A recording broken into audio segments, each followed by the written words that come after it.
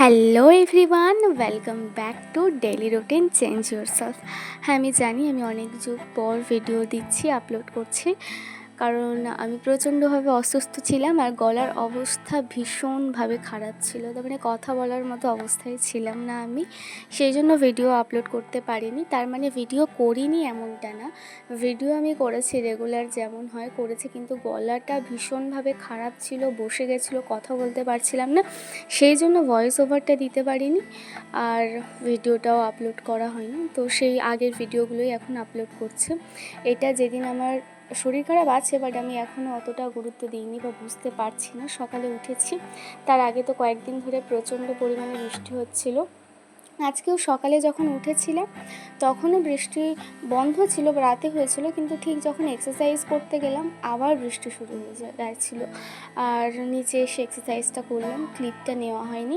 তারপর স্নান টান করে ঠাকুর ঘরে গিয়ে ঠাকুরকে পূজা দিলাম, গোপালকে স্নান করালাম, ঘুম থেকে তুলে মহাদেবকে স্নান করালাম, করে মহাদেবের মাথায় জল ঢাললাম, তারপর ঠাকুরকে সেবা দিয়ে ঠাকুরের আরতি করে নিচ্ছিলাম।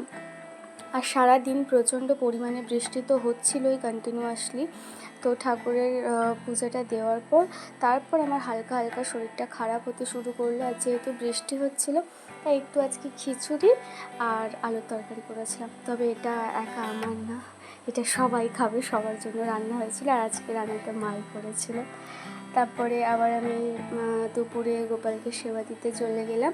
গোপালকে সেবা দিয়ে এসে তারপর আমি একটু খেয়ে নিলাম, পেট পূজা করে নিলাম। তারপর আমার প্রচণ্ড পরিমাণে শরীর খারাপটা আমি বুঝতে পারি। দুপুরে পেন কিলার নেওয়ার পরও এত শরীর খারাপ লাগছিল, উঠতে পারছিলাম না। তারপর বাবা নিয়ে ডক্টরের কাছে চলে গেল। এই যে প্রচণ্ড পরিমাণে বৃষ্টি হচ্ছিলো, এখন একটু হালকা ঝিরিঝিরি বৃষ্টি পড়ছিলো, বোঝা যাচ্ছিলো না। তারপর আবার প্রচণ্ড পরিমাণে বৃষ্টি শুরু হয়েছে। আর আমাদের এখান থেকে যে ডক্টরের চেম্বারটা, উনি আমাদের রিলেটিভ হন, আর ওয়াকিং ডিস্টেন্সেই আছে। এই যে ডক্টরের কাছে চলে গেছিলাম, তখন অনেক পেশেন্ট ছিল।